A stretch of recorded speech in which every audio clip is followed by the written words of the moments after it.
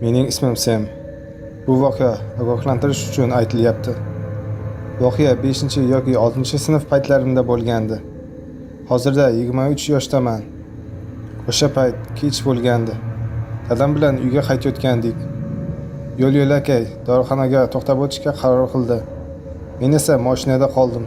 Mashinani dorixona oldiga qo'ydi. Men bilan yur desa ham, yo'q, qolaman deb turib oldim. Albatta yolg'iz qoldirishni istamasdi, lekin men qaysarlik qilgandim. Shuning uchun bir o'zi ketdi.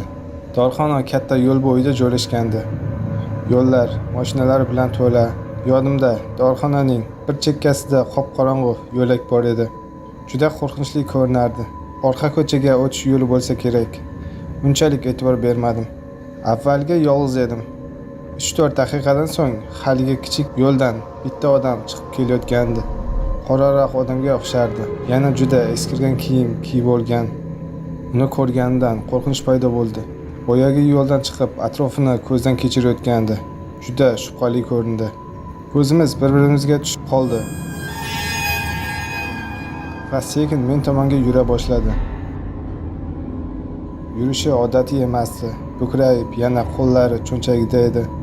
1-2 qadam yurib, orqasiga va dorixona tomonga qarab qo'ydi. Men nima qilishni bilmay atrofga qaradim, lekin har qaraganida mendan ko'zni uzmagandi.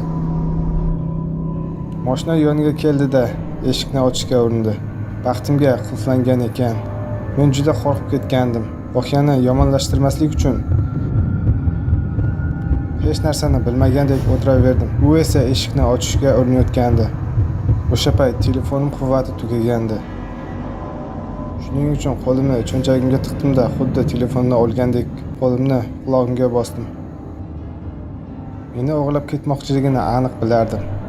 Nima bo'ldi ekan deb orqamga qarasam, haliyam yuzida tashvish bilan eshikni ochishga urinayotgandi.